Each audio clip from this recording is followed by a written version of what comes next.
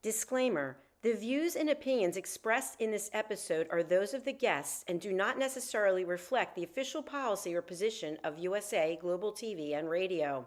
The content presented is for informational purposes only and is intended to foster open discussion and debate. Viewer discretion is advised. USA Global TV and Radio does not endorse any particular viewpoint and encourages viewers to seek out additional information and perspectives. Saving America with Dr. David D. Schein.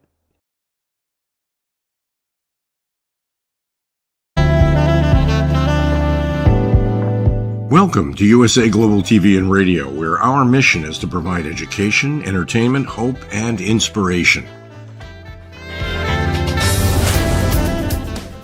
USA Global TV and Radio connects you with experts and audiences all around the world every single day to help you succeed in business and to live a richer life. Visit us at usaglobaltv.com to learn about career and life-changing training and mentoring programs like the Listening Mentor. Subscribe to our newsletter to stay informed about our special programs and offers. Discover how you can become a guest on one of our shows or a host or producer of a USA Global TV and Radio show of your very own. That's USA Global TV and Radio, where the doctor is always in.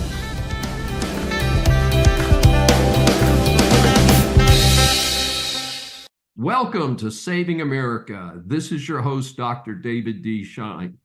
Trump charges into Washington with a full head of steam. Trump gave an interesting and animated inauguration speech. The event was moved indoors, reportedly due to weather, but numerous reports indicated that security with the traditional outdoor venue was a major concern. Certainly, I hope with major changes at various federal agencies, Americans can anticipate that their president and the rest of us will be safe. Of particular note was his thank you to the large number of minorities who supported him in the election. He also previewed many of his promised executive orders. I cannot cover all of them here, but some of the biggies of the 100 or so from the first couple days. He halted 78 Biden-era executive actions. This was fully expected and is pure common sense, something lacking with Biden and his handlers. Withdraw from the Paris Climate Accord. This was a terrible deal, and Biden should never have reversed Trump's initial removal from this deal. China wants to be treated like a developing nation for this deal while trying to be big dogs on the international scene. Hey, they can't have it both ways. He pardoned about 1,500 people criminally charged in the January 6th Capitol protest while commuting the sentences for 6. This was fully expected and, of course, was made easier by the disgusting Biden pardons. He rescinded the 2021 Title IX order, which bans discrimination based on gender identity or sexual orientation in education programs that get federal funding. He declared a national emergency at the U.S.-Mexico border and designated drug cartels and Trendiagua and foreign terrorist organizations. He reversed Biden's recent removal of Cuba from the U.S. state sponsor terrorism list. Cuba is rarely mentioned since it's such a failed communist economy, but it helps to keep it in mind. And I have no intention of visiting there until it switches from communism back to capitalism. And hopefully they get a sensible government at some time. He ordered federal employees back to work in the office 5 days a week and ordered a federal hiring freeze, including exceptions for posts related to national security, public safety, and the military. This is long overdue. I call for hiring standards, their pay, and importantly, benefits to be set that no federal employee gets a better deal than a private sector employee doing a similar job. End the weaponization of the government against the political adversaries of the previous administration.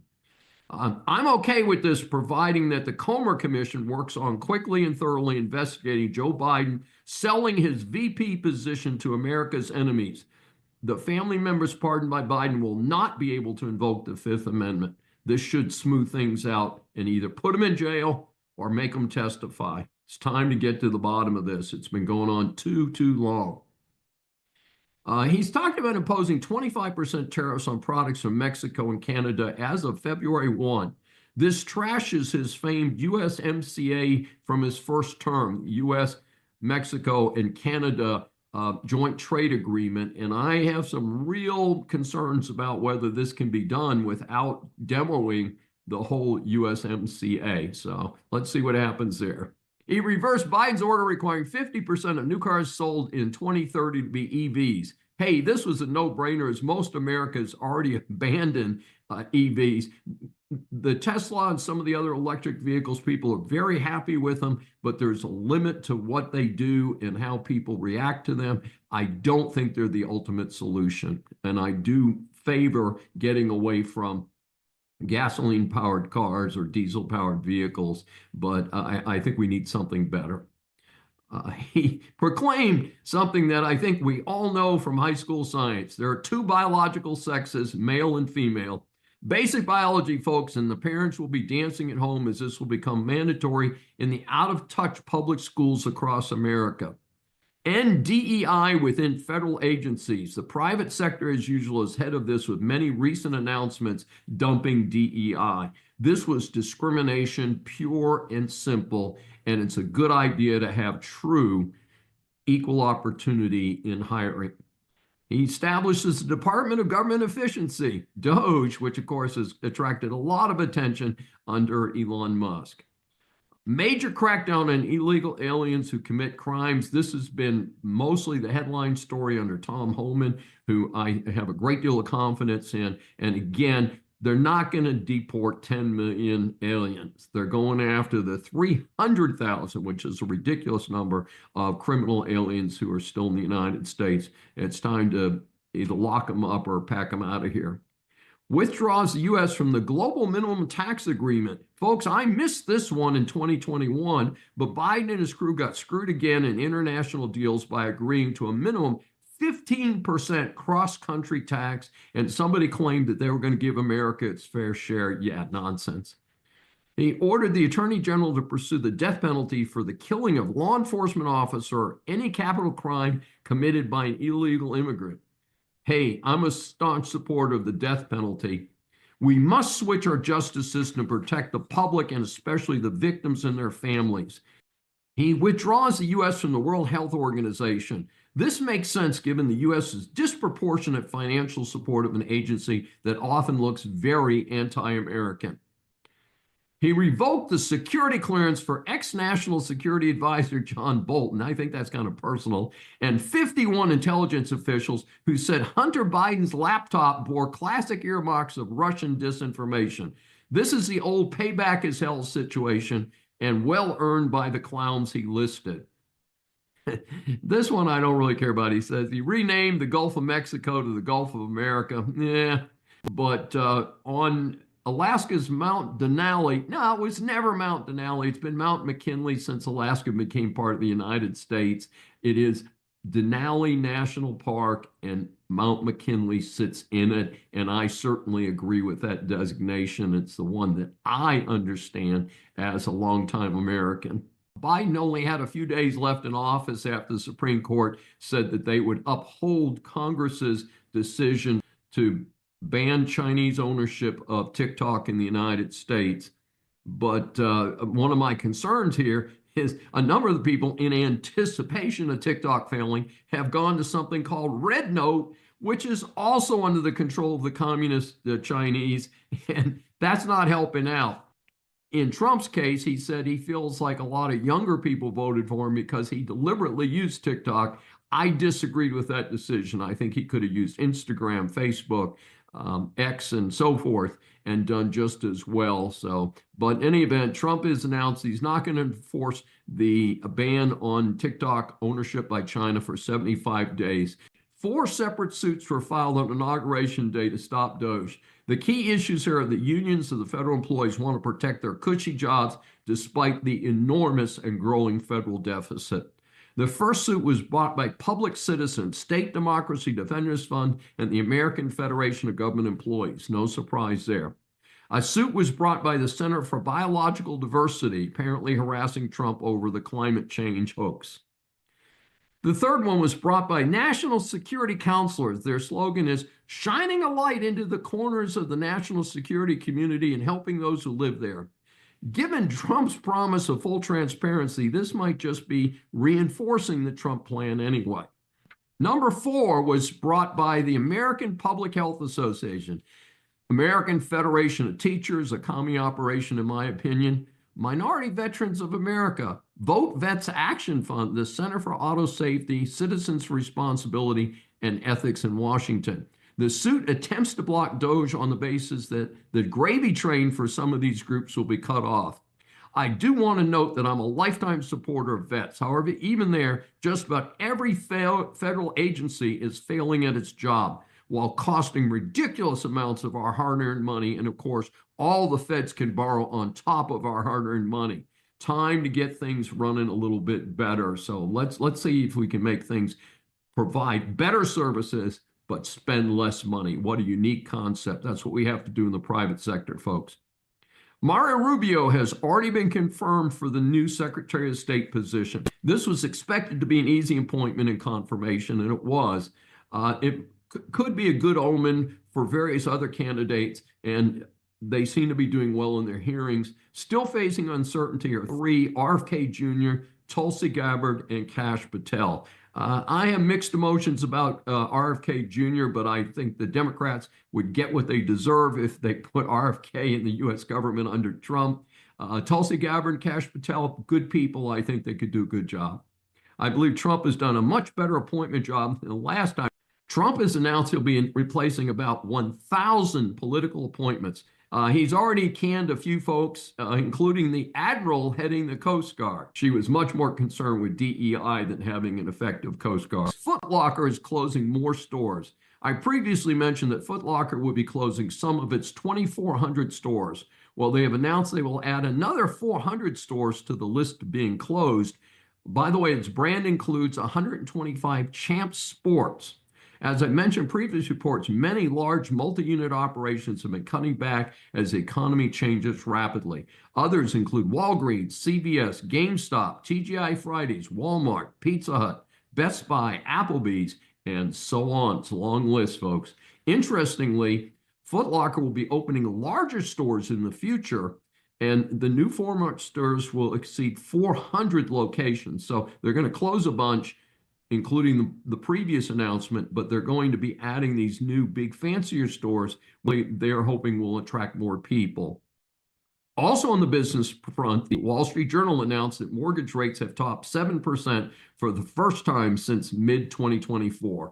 This is a bad omen for the 2025 housing market, which has been struggling for quite a while. Keep in mind that the housing market is actually very important to the overall U.S. economy. We often focus on retail sales, but the sales and the construction of houses is equally important.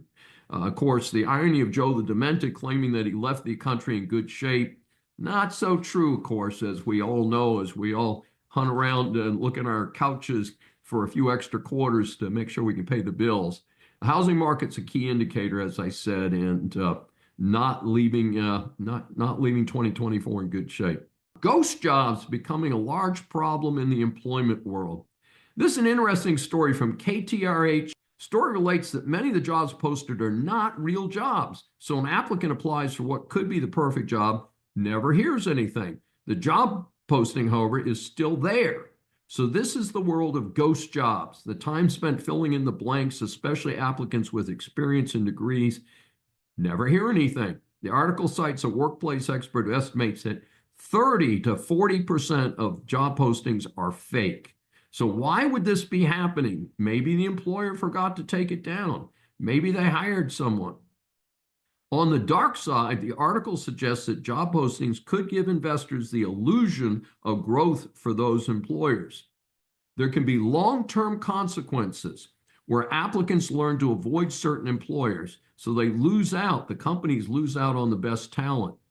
Also, if this is really false posting for investor flash, then there could be legal consequences like investigations by the Securities and Exchange Commission. One of the suggestions was to review LinkedIn and other sources to see if the employer that has posted the job really has some hiring activity going on. So do some additional online research to see what the current financial reports are for larger companies. Of course, that's not always true for smaller companies. For the eager job seekers, ghost can be a real problem.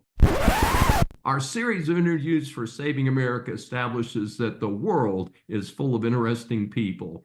Once you hear from our next guest, I'm sure that you will agree that she deserves the moniker of interesting person. Saving America welcomes Tracy Cramp-Perkins, who is an award-winning author, a four-time dementia caregiving survivor with 16 years of experience caring for four family members with various dementias and other illnesses. It is her mission to supply caregivers with the proven shortcuts to reduce the stresses of dementia care. Tracy teaches hands-on solutions for reducing repetitive questions, meltdowns, and wandering. She includes tips using simple, inexpensive fixes found at hardware and office supply stores. Tracy holds a Bachelor of Science from Central Washington University. She worked her way through college with a variety of positions. For the last 18 years, Tracy has been a managing partner at Perkins Power Products, a manufacturer's representative agency serving the industrial electrical industry in the Pacific Northwest. Prior to forming Perkins Power, for 11 years, she worked her way up the ranks from the laboratory administrative assistant to the regional laboratory director for Bureau Veritas, Industries and Facilities Division in Seattle, Washington. She is the author of Dementia Home Care, How to Prepare Before, During, and After, and is the host of the Dementia Home Care Show on the USA Global TV and Radio Network, one of our networks for this show, Saving America. We welcome Tracy Cramp-Perkins for her first appearance on Saving America. Thank you very much for such a wonderful introduction, Dr. Dave. I really appreciate that. Hey, we want people to know what a super person you are. As you know, we asked three formatted questions based on our research. And our first question is, your book covers so many topics. Why is it important to have such a resource when dealing with a person with dementia?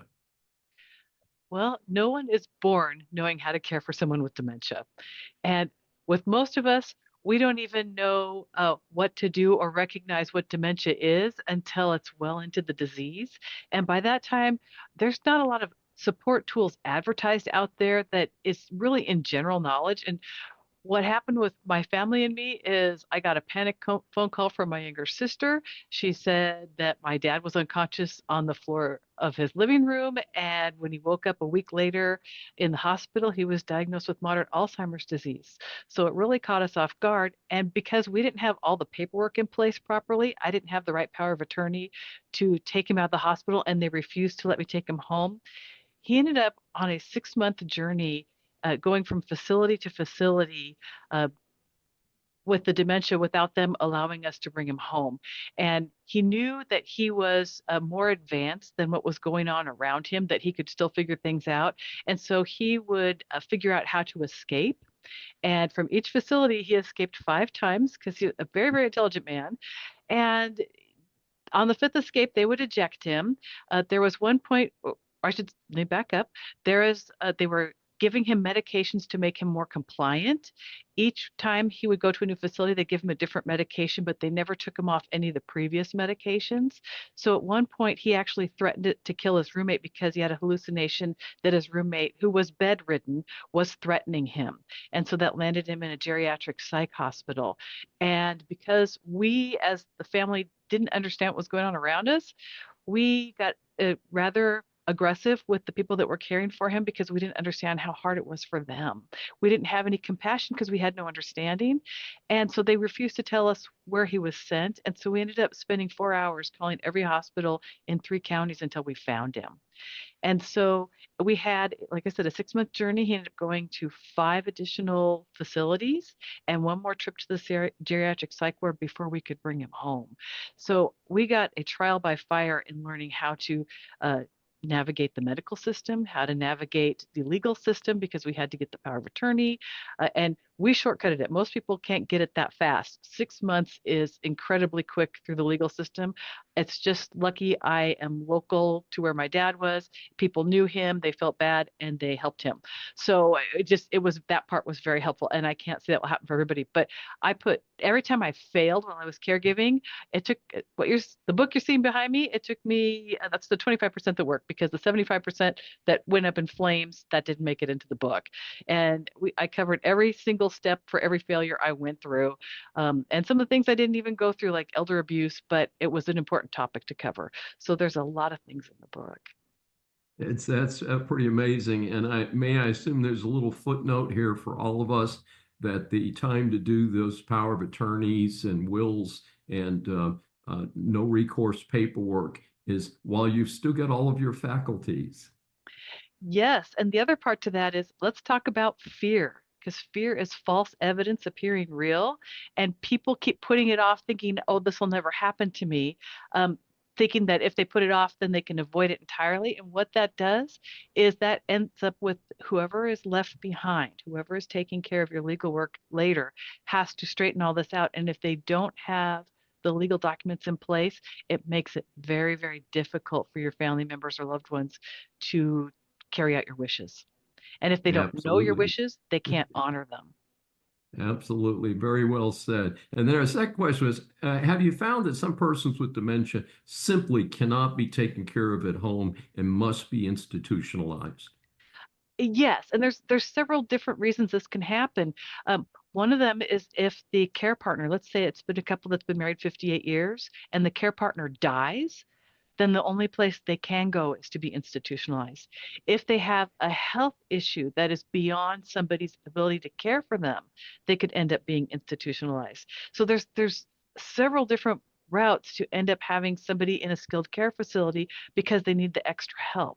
And it isn't a failure on the part of the caregiver. It's too much for the caregiver to take care of themselves. Because again, we're not born knowing how to be dementia care providers. We're not born being medical practitioners. You learn by failure. You learn by step trying to get through it. And in those cases, one of the things that kind of cursed me anytime I see the word institutionalized, and I was thinking about your 6 month struggle, is what did the medical bills look like? Well, that was a very interesting question that you asked because my mom had cancer. They hit, before she died, they hit the insurance ceiling. This was before Obamacare. And so they lost everything. All they lost their home, all their life savings, everything to paying off the bills for that. My dad ended up by the time he was in the hospital in Medicaid. And so he had Medicaid and Medicare. So that and my sister's grand skill of getting grants, we were able to cover all of their expenses. Otherwise, we couldn't have. And today, it's really wonderful. Today, there are more people giving grants to help people with care, including places like, oh gosh, um, Hilarity for Charity. They do grants for younger caregivers who are caring for family members who got early onset dementias, and so then they can actually have respite care and things like that. So there's monies available. You just have to know how to find them. And of course, you mentioned something that's a very special area, which is early onset dementia or early onset Alzheimer's, which is a very aggressive form of the disease. And usually, my understanding is the survival situation is very short, 6 months to a year. And we think of dementia as something, and not to be political, but what we see on the international stage with Joe Biden, who clearly is showing signs of dementia, couldn't find his way up the stage and stuff. But that is the more traditional form where people begin to show a series of symptoms, but they're not, completely out of the program yet, versus early onset Alzheimer's, which is a very devastating disease. And I think the average onset in that is what, between 40 and 45? It can be. I mean, Mm-hmm. it's considered early onset, anything before 70. So generally Mm-hmm. speaking, the average age is 65 when between 50 and, or 60 and 65 when it hits. Yes. For many people, like if you took it at Laura Rogan Miller or Miller Rogan, her mom got it at the age of, I believe it was 55 and was Mm-hmm. gone within 3 years. So it goes very quickly. It's not it's a very progressive disease, kind of like ALS in that regard, because it Yes. just happens so fast. I was at a networker a few days ago, and 80-year-old gentleman sitting next to me mentioned that he had lost his first wife due to ALS. And of course, that's a very rapidly moving and devastating disease, also known as the baseball player's disease. It's a very, very sad situation. And our third question, what can people learn from your webcast on the USA Global TV and Radio Network? What do people hear about there? Oh, thank you for that question. I try to bring in experts and caregivers, anyone who has lived experience or professional experience with dementia to teach people how to take care of different aspects. So I have had people like Loretta Vaney on. She's the Lego lady. She teaches Lego serious play, but with her, it's a distraction and communication techniques using Legos because there's no rules with Legos. And so you can use it to communicate with how somebody's feeling, to keep somebody from agitation. You can put that in their hands and allow them to create. Again, no rules, no structure. They can do whatever they like and no one can tell them they're wrong, which is happens a lot. Why people get upset because everyone keeps correcting them. This gives you a freedom to just play. And so it's a wonderful tool. I've also had PK Bevel on. She's the inventor of the virtual dementia tour. And with that, she teaches family caregivers and professional caregivers what it feels like to have dementia.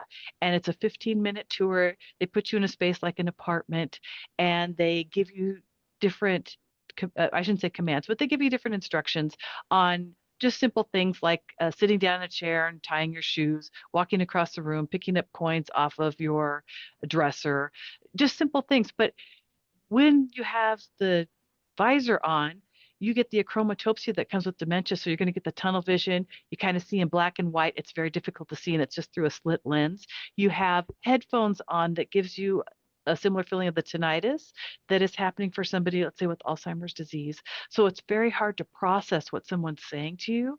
They put in the gloves to make it difficult for you to feel so that you understand what the nerve degeneration is like. And also, they put pads in your shoes. So again, it makes it difficult to feel the floor, which is why you might see dementia patients walking with shuffled footsteps because they can't feel the floor. And that's their way of solving that problem. One of my friend's mothers has macular degeneration as well as dementia. She lives in her home and it has cement steps outside it. And when she leaves her home, instead of holding the guardrail, she can't see, so she bends in half. Now she's 90 years old, and she touches her way with her hands because she can't feel it with her feet for each step. And it's terrifying to watch because you think she's going to fall at any moment, and there's no way to really catch her because there's not enough space to have somebody there to catch her. So I mean, it's a lot of different things that can happen because, and if you have the compassion to understand how it feels, it makes it easier to cope with it. Well, that is some really fascinating information, and I think very helpful to some of the many Americans who are facing these type of challenges with loved ones, unfortunately. And as we talked about, is hardly any family is completely saved from it, and just tends to be what type of resources are available and things like that. Now, how can our audience get more information about you, your book, and your webcasts? Well, you can reach me on my website at tracycramperkins.com. You can also reach me on Facebook, Instagram, and LinkedIn. My book is available in wide release, so you can find it on Amazon, Barnes& and Noble, Target, Walmart, your favorite independent bookseller, and also your local library. Fantastic. Well, thank you, Tracy Cram Perkins, for your wonderful information, and it's so helpful. It's so great to meet you. Christian school punished for forfeiting game with transgender player. This is a concerning report based on a recent article by Elizabeth Troutman Mitchell in the Daily Signal. I include my normal disclaimer that I am not opposed to persons who have made the serious decision to undertake gender reassignment surgery and treatment. However, I do oppose biological males competing against females. It is simply unfair. And the reality of anatomy is that once a male has gone through puberty, the development of muscle and size is already accomplished. No amount of hormone treatments can reverse that advantage. Throughout this school year, there have been numerous reports of college women's teams forfeiting games rather than risking injury playing against a trans male on other teams. This new report is about a high school women's team from Mid-Vermont Christian School in Burlington, Vermont. It forfeited a girls' high school basketball game in November 2023 against a team that had a male athlete playing for it. In retaliation, the Vermont Principals Association reportedly kicked the school out of the association and denied it public funding through the state's tuition program. The issue is that other teams across the country have faced no penalties for declining to play teams with biological male players. This appears to be a targeting of a Christian team. Alliance Defending Freedom is representing the Christian school against the Vermont Principals Association. Hopefully they will prevail. The article states that almost 3/4 of the voters say they believe medals awarded to biological men who beat females in sports should be given instead to the women who lost. And 72% of registered voters think biological males should not be allowed to participate in women and girls sports, according to national polling from RMG Research. I note that I've heard no protest of biological females trying to play in men's sports or using their locker rooms. I wonder why. I also note that this issue is very prominent in the Allred Cruz senatorial campaign mentioned earlier. The wide margin of victory for Cruz would appear to confirm that voters do not want biological men in female sports or their locker rooms. As a parent of daughters and granddaughters, I certainly feel that way. Business students, business persons, or consumers, business law impacts much of what you do. This segment is designed to help you get past the headlines on key stories. The U.S. Supreme Court strikes down an injunction preventing the government from pressuring big tech to suppress free speech. In a ruling that may surprise many who follow SCOTUS, the conservative-dominated court did not delve into the allegations of the case of Murphy v. Missouri, which was brought against the government by Attorney General of Missouri and others, including activist Jill Hines, who claimed injury due to the actions of possible censorship. The claim relates to COVID-19 commentary. During the recent pandemic, reportedly, social media outlets were directed by agents of the federal government to suppress stories that criticized the COVID-19 vaccines and other government mandates like the famous 6-foot rule and wearing masks and so forth. The SCOTUS ruling was backed by all 3 liberal justices, and they were joined by 3 of the conservative justices. So kind of an odd mix here. The holding was that the plaintiff lacked standing under Article 3 of the Constitution, since the plaintiffs failed to show that they were both directly injured and would continue to be injured due to government censorship. The 3 most conservative members of the court filed a very strong dissent in the case. Some of the language of Justice Alito, who wrote the dissent, is instructive. This is one of the most important free speech cases to reach this court in years. This evidence was more than sufficient to establish Hines standing to sue. Consequently, we are obligated to tackle the free speech issue that the case presents. He continued. The court, however, shirks that duty and thus permits the successful campaign of coercion in this case to stand as an attractive model for future officials who want to control what people say, hear, and think. Pretty disturbed justice there, folks. The bottom line is that the issue remains unresolved at this point. Many have commented that if the allegations regarding government censorship are true, this is a violation of the First Amendment to the Constitution and should be resolved by the High Court. The U.S. Supreme Court strikes another blow to the administrative state. The case was styled Corner Post Incorporated versus Board of Governors of the Federal Reserve System, FRS. The background of the case is instructive. The Federal Reserve System governs what the banks can charge for handling fees for debit cards. These are the fees that businesses pay to the banks for issuing the cards and handling the payments. For a small business, these fees can consume a real portion of their profit margins. The regs in question were promulgated in 2011. Corner Post opened a convenience store in 2018, or 7 years after the above regulation went into effect. In 2021, Corner Post joined other companies in suing the FRS for allowing the banks to charge excessive fees for handling debit card transactions. The FRS defended by saying that the Administrative Procedures Act, or APA, only allowed challenges for 6 years. By now, this regulation was 10 years old. However, Corner Post had only been in business for 3 years. So Corner Post appealed on the basis that it could not have challenged a regulation that happened years before it even existed.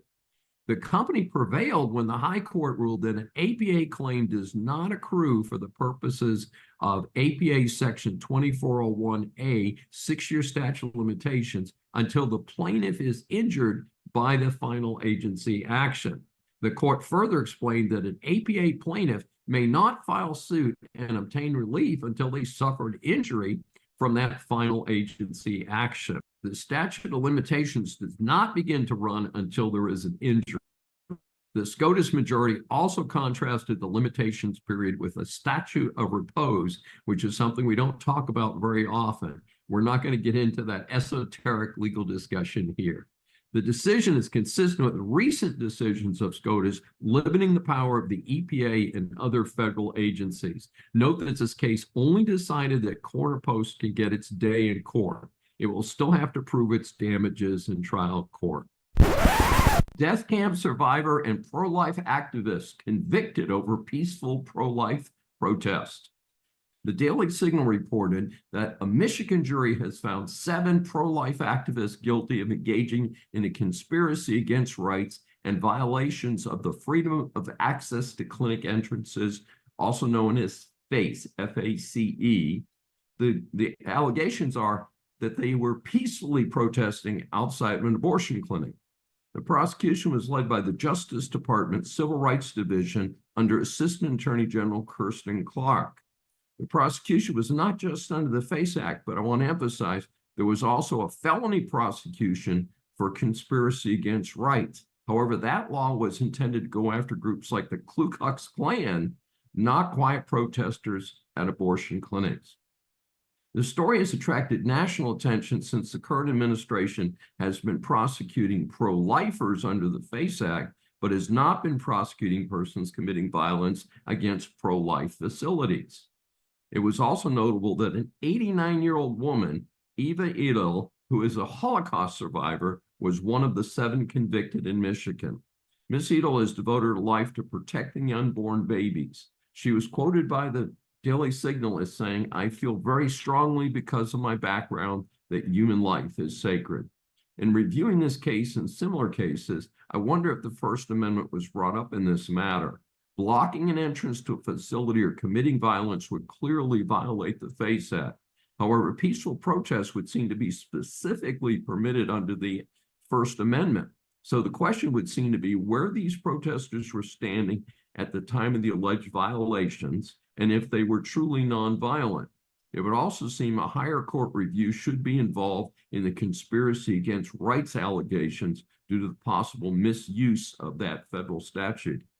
Earlier this year, Congressman Chip Roy initiated an investigation into whether these laws were being equally enforced against protesters from both points of view regarding abortion. This is an ongoing story. The problem of squatters and owners' rights. As a property owner myself, it has caught my attention that throughout the United States, a problem has arisen. The term used is squatters. These are people who illegally occupy real estate that belongs to another person or company. In one report, some houses here in Texas that were vacant because they were bought to clear the way for a possible high-speed rail line were being occupied by squatters. This caused real problems for the nearby residents of homes that were not purchased by the rail company. Where were the police in this situation? Apparently, local residents could not evict them or charge them with trespassing. Only the rail company could do that. From New York City, in what surely seems to be a scene from the Twilight Zone, a report by the Pacific Legal Foundation mentions that earlier this year, a woman was arrested for changing the locks to her own $1 million property in Queens after a squatter had allegedly moved in. Right, the owner was arrested, not the squatters. Another report that I interviewed said the owner is still required to keep up the taxes and utilities on the property that she cannot enter and occupy. The Pacific Legal Foundation defines squatters as people who live in or on someone else's property, though they don't have any legal claim to it, don't own it, and don't have permission to be there. During the development of the center of America, there were something called homestead rights. A family could settle on 160 acres of land, declare that they would settle it, and after 5 years of farming, they would own it. We also have adverse possession laws that vary from state to state, but those laws are very specific. For instance, in most cases, a tenant who holds over after their lease ends can never claim the property under adverse possession. In these recent cases, the persons are often not following adverse possession rules, and in fact, the legitimate owners are trying to get them out of the properties. They have been told that they have to follow complicated and time-consuming eviction laws instead of being able to have the persons arrested for simple trespassing. Saving America welcomes John R. Miles. He's an entrepreneur, award-winning podcast host, former U.S. Navy officer, and a Fortune 50 senior executive. He is a leading authority on intentional behavior change. He is the author of Passion Struck, 12 Powerful Principles to Unlock Your Purpose and Ignite Your Most Intentional Life. These principles are applied to a person's mindset and behavior. Miles discovered these by examining and interviewing successful professionals such as Mark Bainoff, David Rubenstein, Katie Milkman, Bernie Marcus, Yuri Levine, Marshall Goldsmith, Robin Sharma, Susan Cain, Sean Springs, Thaddeus Bullard, Elon Musk, Susan Wojcicki, Dwayne "The Rock" Johnson, Navy SEALs astronaut Chris Cassidy, and General Stanley McChrystal, who we see on the news occasionally. His book, Passion Struck, is a gold winner as recognized by the Nonfiction Authors Association. Our series of interviews for Saving America establishes that the world is full of interesting people. We welcome John Miles for his first appearance on Saving America. Oh, David, such an honor to be here, and love the name of your podcast and also your book that you wrote about on the same topic. Thank you so much, John. So let's get our audience up to speed on what you're up to. So you were describing a very specific area of expertise. Please share with the audience how you came to pursue this specific type of research. I think we are best positioned to serve the person who we once were. And in my case, I was living what many people would call the dream life. I found myself in the C-level of a Fortune 50 organization. We were making $60 billion in revenue, and I should have been the happiest, most fulfilled in my entire career, and I felt just the opposite, completely lost, out of control in many ways with the way my life was going from a personal perspective, because I was living it in a very unbalanced way. And I was so much consumed with my career that I was letting, in retrospect, the most important elements of my life, my health, my mental health, my relationships, etc., take second fiddle to this all-encompassing growth track that I found myself on. And I don't think I'm immune to the fact of this happening. I think so many people live life today as I was, which Henry David Thoreau coined as quiet desperation, where we find ourselves stuck in this spot where we're living the life we feel we should be living and not the ideal life that we've been put on earth to do. And so what I've really documented is my own personal, what I call me search and path to going from where I was to doing the career and life that I have now. And so what I found was at the core of all of that was living life intentionally, meaning I really discovered that it's the intentional choices that we make, the micro choices that make up the moments, the seconds, the minutes, the hours of our every single day of life that we live that ultimately culminate into what I like to call the tsunami of greatness or the waterfall of despise. And you can choose to live your life wisely and end up in one scenario, or choose to live it the other way and end up in that valley of despair. And so that's what this whole movement is really about, is how do you create intentional choices every single day that get you closer to living your self-realized self. Wow, what a powerful statement. So explain to our audience how your book, Passion Struck, can help people in various fields of work, because we're not all office workers and things like that. So how does that work? So people often have asked me, looking back on your life, what would you tell your 20-something-year-old self?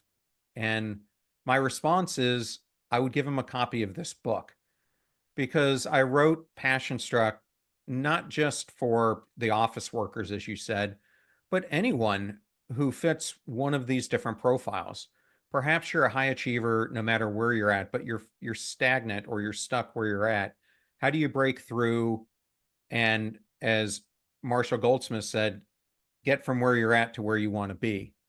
The other group of people are those who feel really stuck in their life, and they find themselves in that quiet desperation that I found myself in, and they don't know how to break through the chasm of the life they've created to the one that they could, if they're intentional about it, create for themselves.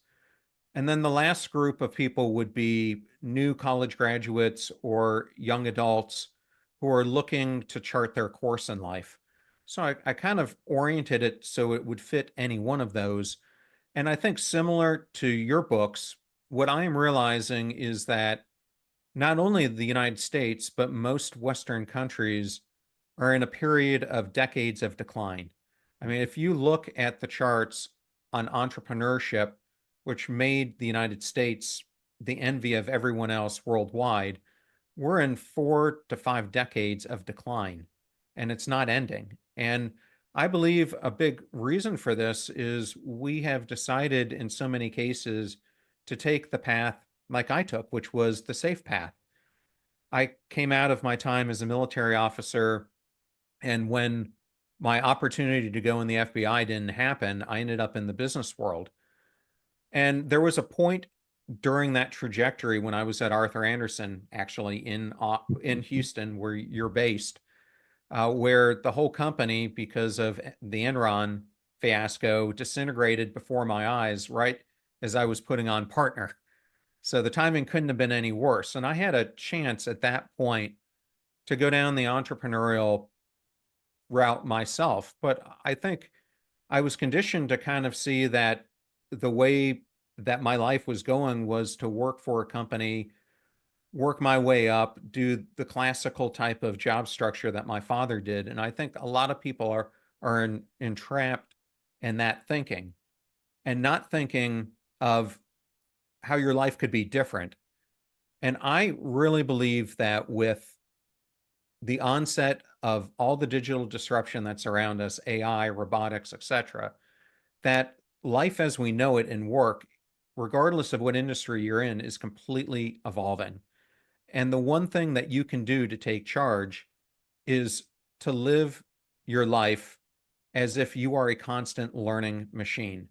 Because the one thing that you're going to need to do if you want to be able to take charge of your career and your life with all the change around us is to stay ahead of it. So that's what the book really teaches you, is how to use passion, perseverance, and intentionality, all coupled with a constant learning mindset, to really create the path to a life that feels fulfilling and allows you to really outplay the forces that are going to completely disrupt millions and millions of lives over the next 2 decades. It's such an impressive situation, and I can certainly relate to that. As you know, we ask 3 questions and we try and keep it short. So you've got 12 principles in your book. We don't have time to cover all of that, but would you like to share with our audience a couple examples, 2 or 3 examples, so they'll know what to see or expect in your book? Sure. The book is created out of 3 different sections. The first one and the second one all go into these shifts or principles that I talk about. 6 of them are mindset shifts and 6 of them are behavior shifts. And then the last section of the book I call the psychology of progress is really using behavior science, psychology, and neuroscience to implement them into your life. So out of the 12 principles, a few that might resonate with people, one would be the mosquito auditor. I'd like to use metaphors so that people would remember these concepts. And this has been a fan favorite. I happen to be listening to a radio program where the announcer asked, "What is the most dangerous animal on the planet?"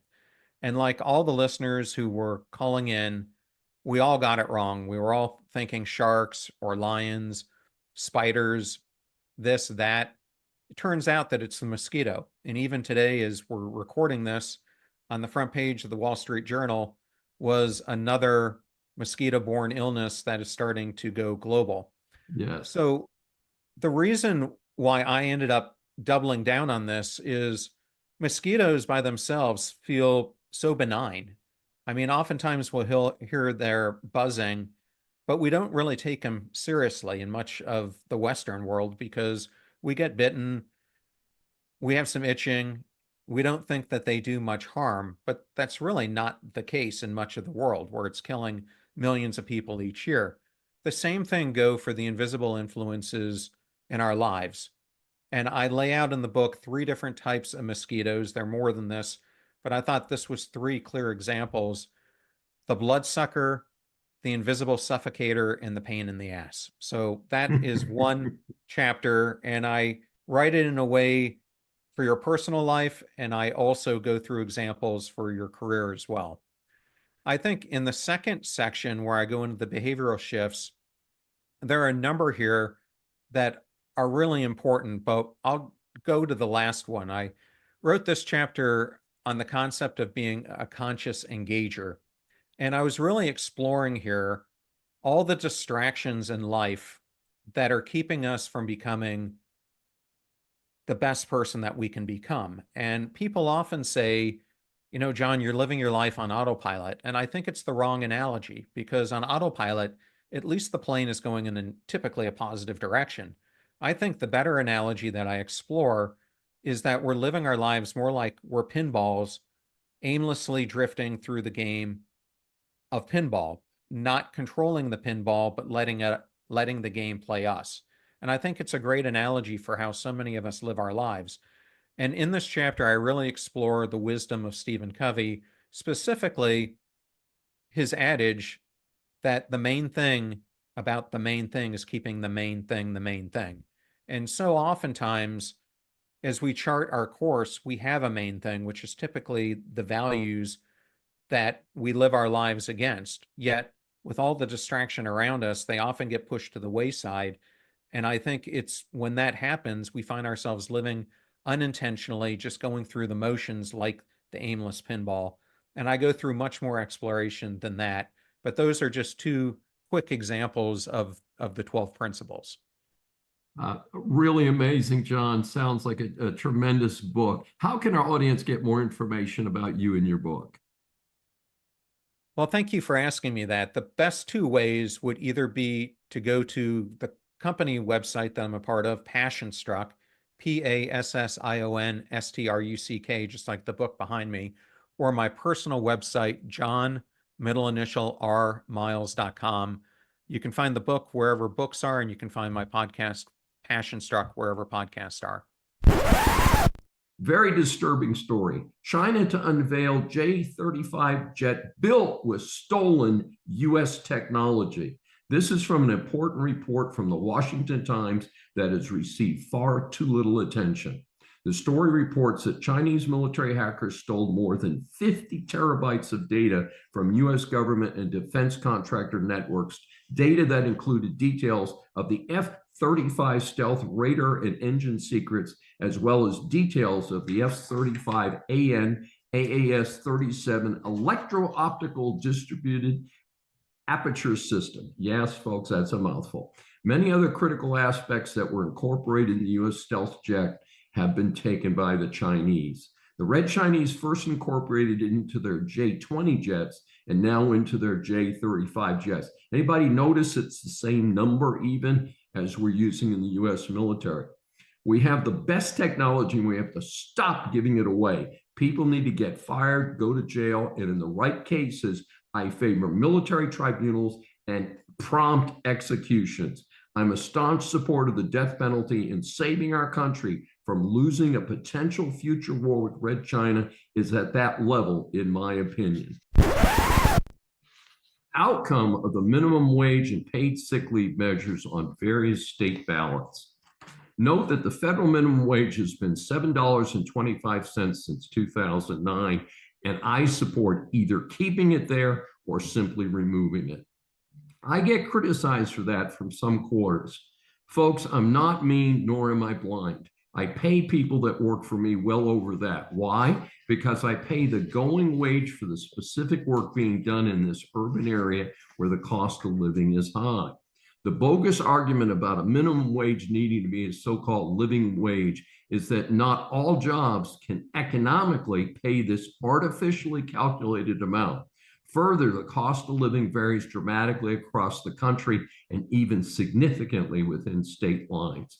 Time and again, statistics establish that raising the minimum wage costs jobs for students and individuals lacking good work skills. So here's how the minimum wage and paid sick leave measures fared in a few states.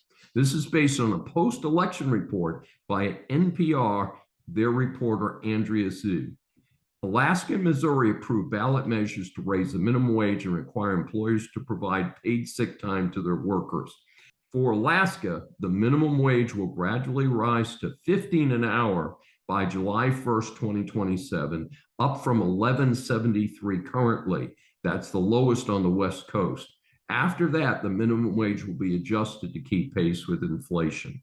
In Missouri, the minimum wage will gradually rise to $15 an hour by January 1st, 2026, up from $12.30 currently. Starting in 2027, an annual inflation adjustment will be applied. And the article notes that these are both so-called red states, meaning dominant Republican states. Hey, just because it's a dominant Republican state doesn't mean that the voters do smart things. Missouri and Alaska say yes to paid sick leave. In both Missouri and Alaska, employers will now be required to give workers 1 hour of sick leave for every 30 hours worked. Missouri provides some exceptions for small businesses. Oh, isn't that nice? Nebraska voters also approved a ballot measure giving workers the right to earn paid sick leave, but Nebraska's measure does not specify the rate of accrual. Note that Californians will again be voting to raise the minimum wage, but at the time of this recording, the outcome was uncertain, but leaning well towards rejection. I note that a large number of fast food restaurants closed as a result of California's high minimum wage at present. Hey folks, there's no such thing as free lunch. You can legislate paying more wages and benefits, but you cannot legislate businesses to have employees to pay it. I predict there will be less small business activity, more part-time work to avoid some of these coverages, and dramatically increased automation. Let's think about these things before we put them on ballots. And please, voters, think about the impact across the board when you vote for these things. Thanks for joining me for Saving America. If you have questions or comments, please find me on various social media sites. I'm Dr. David D. Schein, and I will see you next week. Welcome to USA Global TV and Radio, where our mission is to provide education, entertainment, hope, and inspiration. USA Global TV and Radio connects you with experts and audiences all around the world every single day to help you succeed in business and to live a richer life. Visit us at usaglobaltv.com to learn about career and life-changing training and mentoring programs like the Listening Mentor. Subscribe to our newsletter to stay informed about our special programs and offers. Discover how you can become a guest on one of our shows or a host or producer of a USA Global TV and Radio show of your very own. That's USA Global TV and Radio, where the doctor is always in.